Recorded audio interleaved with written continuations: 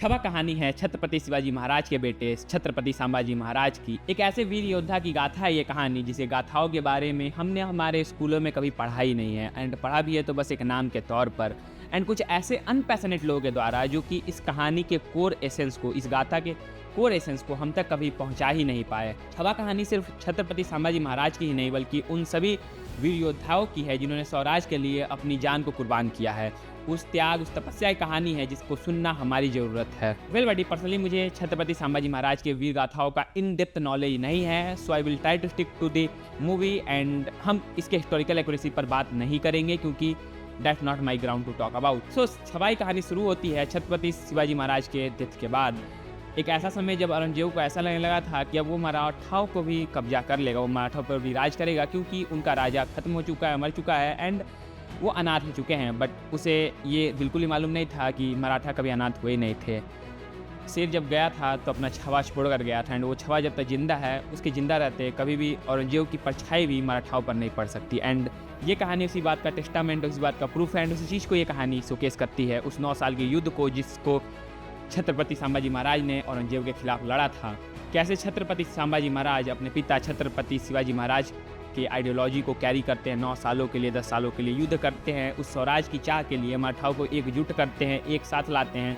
साथ ही अपने जो विकी भैया है ना, वो छत्रपति संभाजी महाराज के व्यक्तित्व को काफ़ी प्रोफाउंडली अडॉप्ट करते हैं। वो ऐसा लगता ही नहीं है कि वो एक मुखौटा पहन के दूसरे आदमी को दिखाने की कोशिश कर रहे हो, बल्कि वो ऐसा लगता है कि खुद हमारे सामने छत्रपति संभाजी महाराज खड़े हों और हमारे लिए लड़ रहे हों, स्वराज के लिए लड़ रहे हों। And that was the most beautiful part about this movie कि विकी कौशल आपको जरा भी महसूस नहीं होने देते कि आप एक कैरेक्टर देख रहे हो पर्दे पर, बल्कि आपको ऐसा लगता है कि आप वो युद्ध को अपने आंखों के सामने देख रहे हो, उस कैरेक्टर के दिमाग के अंदर आप घुसते हो। क्योंकि जिस तरह से ये कहानी है वो छत्रपति संभाजी महाराज के ट्रॉमास को भी एक्सप्लोर करती है, वो पिता के डेथ के बाद उनके अकेलेपन को भी एक्सप्लोर करती है, साथ ही वो माँ की कमी जो उनको जीवन भर रही, उस चीज़ को भी काफ़ी अच्छे से टैकल करके इस कहानी में दिखाते हैं, जो कि एक sense of relatability and connection develop करता है। वो माँ की कमी, बाप के जाने का गम, जितने भी अच्छी बातें मैं बोल सकता हूँ विकी कौशल के सोल कैरेक्टर है कारण। क्योंकि अगर विकी कौशल कैरेक्टर प्रेजेंटेशन को, आई मीन छत्रपति संभाजी महाराज के कैरेक्टर प्रेजेंटेशन को हटा दिया जाए तो बेसिकली बाकी जितने भी कैरेक्टर बच जाते हैं मूवी में, उनसे आप उस लेवल पर कनेक्ट नहीं कर पाते हो।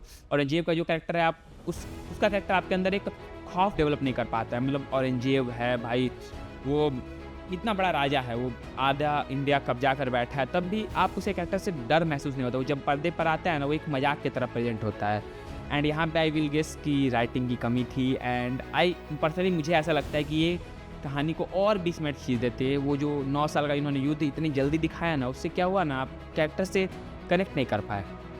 जो इमोशनल टोल ये कहानी आप पे दे सकती थी, बहुत सारे मोमेंट्स वो दे नहीं पाती है। कहानी में कई ऐसे मोमेंट्स हैं जहाँ पे विलन का खौफ कभी क्रिएट ही नहीं हो पाता। देखो जो भी मैंने कमियों की बात की ना, वो कैजुअल मूवी व्यूअर्स को कभी समझ में नहीं आएंगे, क्योंकि वो एक मूवी आए, देखे, चले गए उस मूवी को, फिर उसका उन्होंने कई दिनों तक कोई मूवी नहीं देखी, तो उनके लिए वो कहानी हमेशा याद रह जाती है।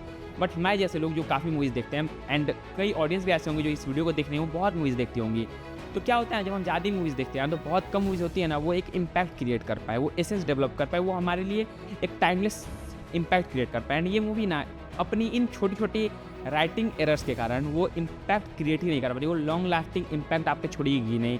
मैंने 2 साल पहले शिवाजी महाराज के एक देश पांडे करे कोई था, उनके सेनापति में से, उसने 300 लोगों के आर्मी के साथ एक बहुत बड़ी आर्मी को डिफीट किया था।